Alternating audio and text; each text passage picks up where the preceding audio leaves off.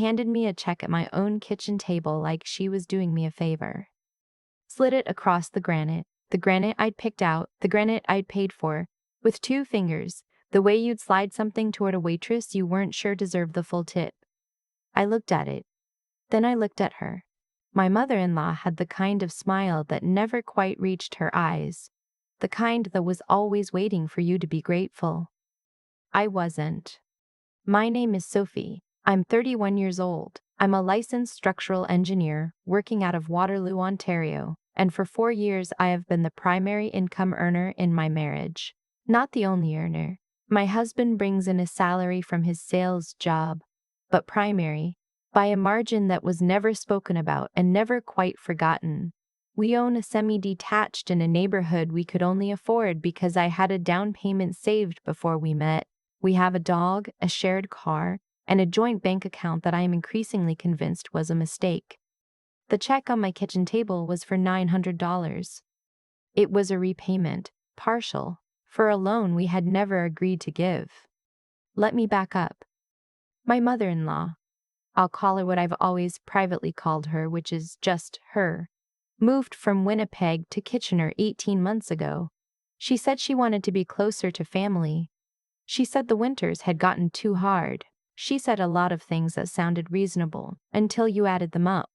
She found a 2-bedroom condo in a nice part of town. Newer building, underground parking, gym on the 3rd floor. When she told us what her rent was, I remember doing the math automatically, the way engineers do, and thinking, she can't afford that on her pension alone. But it wasn't my place to say so. My husband nodded and said it sounded perfect, and I poured more coffee and said nothing. The first thing I noted is silence, not the comforting kind. The kind you'd help covering a dentist bill. She'd chipped a molar. The crown wasn't covered by her provincial plan. It was just over $1,100, and could we, just this once, help bridge the gap? My husband said yes before I finished reading the text he'd shown me. It came out of our joint account. I didn't fight it. I told myself it was a one-time thing. It wasn't. 3 months later, her car insurance renewal. Then a flight to see her sister in Halifax. Then some issue with her condo fees that she described in a way I couldn't quite follow. Something about a special assessment for roof repairs. The number was vague and my husband handled the transfer while I was traveling for work. None of these were large, individually. That was the architecture of it. No single ask was big enough to require a real conversation. They were all just situations, emergencies, family. My husband has a gift for presenting his mother's problems as weather, just facts about conditions. Cold front coming. She needs a bit of help. Nothing to discuss, really. What I didn't know for the first year was how much it added up to.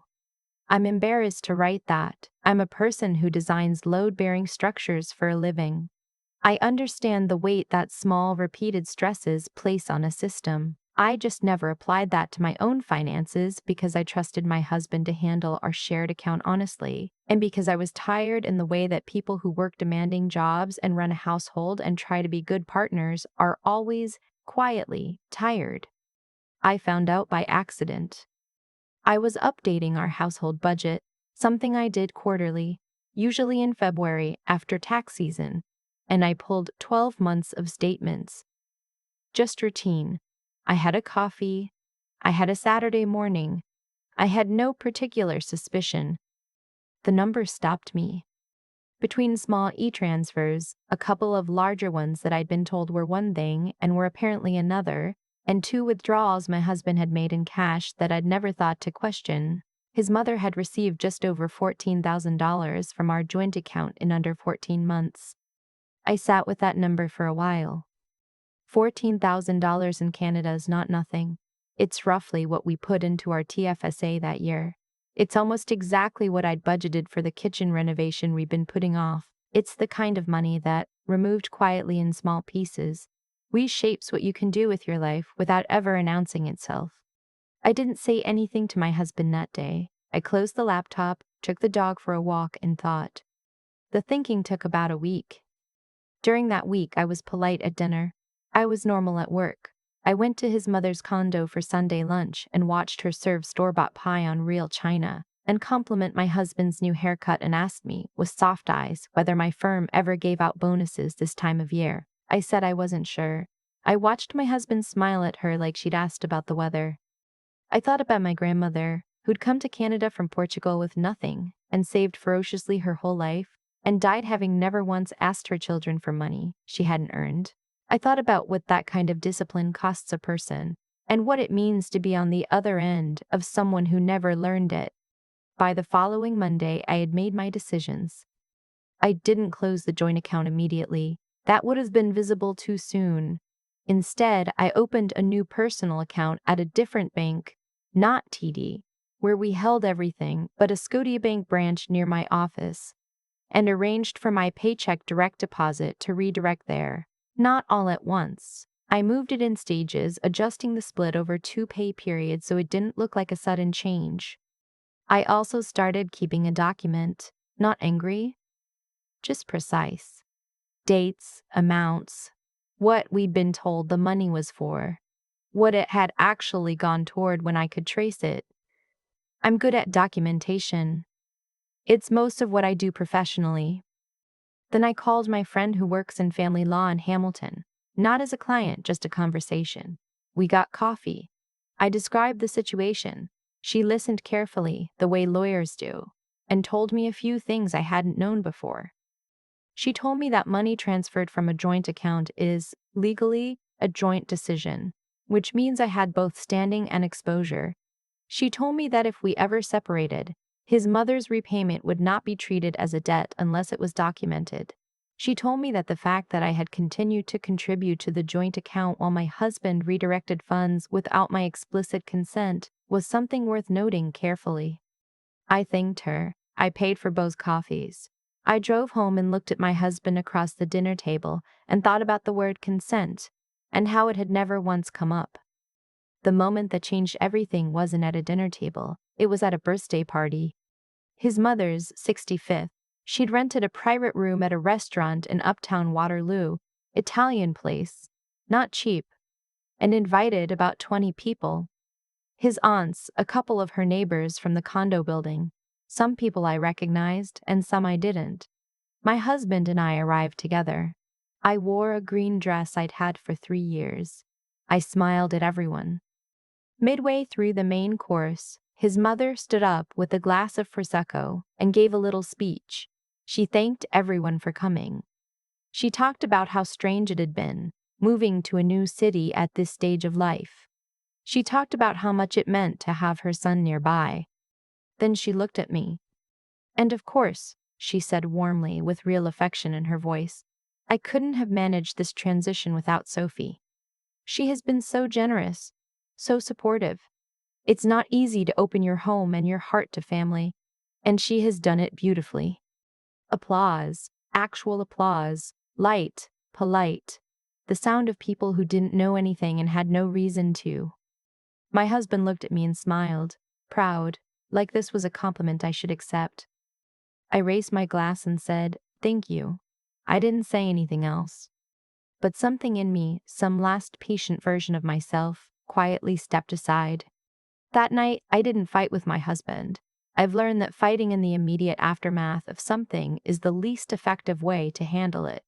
What I did was finish my dinner, make appropriate conversation with people around me, and on the drive home, ask my husband one question. How much does your mother know about our finances? He paused. The city was quiet, the 401 mostly empty. I mean, she knows we're doing okay, he said. Does she know the specific numbers? Another pause. I might have mentioned your salary when she was worried about the rent. I nodded. I looked out the window. I said, okay. That was all. At home, I opened my laptop while he watched television. I finalized the document I'd been building. I sent one email, to his mother, CC to him, politely and precisely outlining the total amount that had been transferred from our joint account over the previous 14 months, requesting acknowledgement of receipt, and noting that I considered this money to be a loan that we would like to discuss repayment terms for. The email was 4 paragraphs. It had a table, it had dates and amounts. It was the most Canadian thing I've ever written, which is to say it was entirely civil and completely devastating. His mother called him within the hour. I could hear his side of the conversation from the bedroom where I was reading. Words like misunderstanding and family doesn't do this and she's being very cold about this. He came into the bedroom after, expression pulled tight, and said she was upset. I said, I imagine she is. He said, you didn't have to do it like this. I put down my book. I asked him what way he would have preferred. He didn't have an answer. He almost never does. For the questions that actually matter. Over the next 2 weeks, his mother called me once. She used the warm voice. She said she was hurt that I'd reduced our relationship to numbers. She said family wasn't a ledger. I let her finish and then I said, I agree, which is why I'd like to settle this so we can move forward without it between us. She said I was being dramatic. I said, I've asked for what was taken. That's not drama. That's accuracy. She hung up. She called him instead. There were long phone calls, late at night, murmured in the kitchen. There were tears, apparently. At some point he mentioned them like evidence. I kept going to work. I kept depositing my paycheck into my separate account. I paid my share of the household expenses, which I'd defined clearly in a document I drafted and shared with my husband. He read it in silence. He didn't sign it. I hadn't asked him to, but he didn't dispute it either. The check appeared on my kitchen table about 3 weeks after the email. $900. She'd slid it across the counter through my husband, who'd left it there without saying anything about it. I looked at it for a long moment. Then I photographed it, deposited it, and sent a follow-up email acknowledging receipt of the $900 and noting the remaining balance still outstanding.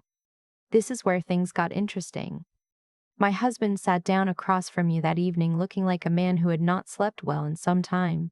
He said his mother was talking about having to sell some bonds to cover the rest. He said it like I should feel guilty about that. I said, okay. He said, Sophie, she's my mother. I said, I know. He said, don't you think you're being a bit? A bit what? He didn't finish the sentence. He looked at the table.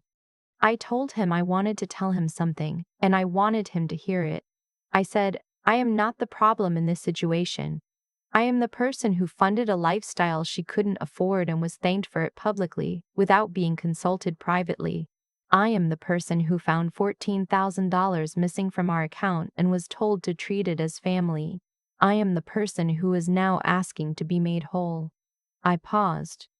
If that feels hard to you, I understand. But it isn't going to stop. He didn't say anything for a long time. Then he said, I should have told you. It was the truest thing he'd said in months. Yes, I said. You should have. The rest of the money came in 2 transfers over the following month. His mother did not call me.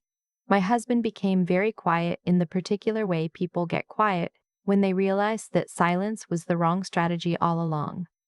I moved the household budget back into a shared account, a new one, with both our names, with an agreement I'd written out and he'd actually signed this time. It covered what each of us contributed, what required joint decision-making, and what constituted an individual expense. It was 3 pages. It was the most unromantic document I've ever created, and also the most honest. I did not leave my husband. I know that might be what some people want to hear, that I packed a bag, found an apartment, started over. I thought about it. I won't pretend I didn't lie awake in February and do the math on what a separation would cost, what I could afford, what I would keep. I thought about the dog and the semi-detached, and whether I was staying for the right reasons or just the exhausting ones. What I decided was that the problem was not entirely my husband. He is, genuinely, someone who avoids conflict to a point of harm. His own, mine, and apparently his mother's, because nothing she did was ever checked by him. And now she has to live with the fact that I have receipts. He learned the avoidance from somewhere. I'm not interested in excusing it, but I'm also not ready to end a marriage over a pattern that, once named, he seems to be working on. What I left was the version of myself who treated silence as easier than clarity. His mother and I are not warm with each other now. We are civil at Christmas and at the occasional Sunday dinner, in the way that people are civil when they have decided mutual respect is achievable, but closeness is not. She does not ask me about bonuses. She does not talk about generosity. She brings a bottle of wine and she takes it home if it's not opened, which I respect more than I expected to. My husband told me once, a few months after all of it, that he'd never seen me like that. I asked him what he meant. He said he'd never seen me decide something and just do it, without announcement, without drama, without giving anyone the chance to talk me out of it. I told him that's how I've always been. He just hadn't been paying attention. What I know now that I didn't know 4 years into my marriage is this: money doesn't create problems in a relationship, it reveals them. The entitlement was always there. The avoidance was always there. The assumption that I would absorb whatever was needed without needing to be asked, that was always there too. I just stopped absorbing it. There's no dramatic ending here. No courtroom, no final confrontation, no single moment where everything changed. Just a Saturday morning with a cup of coffee and a spreadsheet, a woman doing the math she should have done months earlier, and the very quiet decision to stop pretending the numbers didn't matter because feelings did. They both matter. Any good engineer will tell you that. You can't build something that lasts if you're ignoring the load. I still think about that February morning sometimes. The coffee going cold beside the laptop. The dog asleep on the kitchen floor. The number on the screen that just sat there, not changing, not explaining itself. $14,000 doesn't announce itself. It doesn't arrive in one moment you can point to and say, there, that's when it happened. It comes in pieces. A dental bill here, a condo fee there, a flight that seemed reasonable, a transfer made while you were traveling for work and trusting that someone was paying attention. And then one Saturday you do the math you should have done months ago, and the quiet adds up to something you can't unhear. What I've come to understand is that what happened to me wasn't unusual. It was just honest, once I stopped looking away from it. The entitlement in my mother-in-law's voice when she talked about my income, that didn't come from nowhere. It came from a long pattern of her son absorbing her problems, quietly, and passing the cost somewhere she didn't have to see. I was the somewhere. I had been, without knowing it, for over a year. Here's what I think now, having come out the other side of it. The people who take from you without asking are rarely doing it out of pure malice. They're doing it because no one ever made it cost them anything.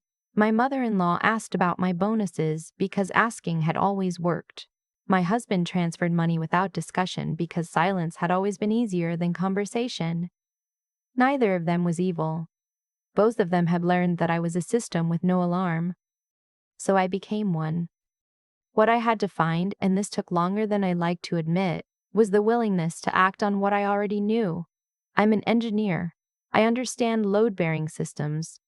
I understand that repeated small stresses compromise a structure just as surely as one catastrophic event. I knew this. I just hadn't applied it to my own life because applying it required a kind of clarity I kept postponing. Clarity is not comfortable. It asks you to look at things you'd rather not name. It asks you to stop giving people the benefit of a doubt they've already used. When I finally looked at those statements without making excuses for what I saw, something settled in me. Not anger. Something quieter and more durable than anger. It felt like deciding. That's the part I want to hold on to. Not the email, not the lawyer conversation, not the repayment. The moment of deciding. Because I think that's where everything actually changes. Not in the confrontation, not in the resolution, but in the private moment when a person chooses not to look away anymore. I didn't need to be louder or harder or colder to handle what happened. I needed to be honest, methodical, and willing to stay with the discomfort long enough to see it through. Those three things together, knowing what's right, thinking it through carefully, and not backing down when it got difficult. That's what actually moved the situation. Not drama. Not ultimatums, just a woman with a spreadsheet and the patience to use it. The load was always there. I just finally stopped pretending I couldn't feel the weight.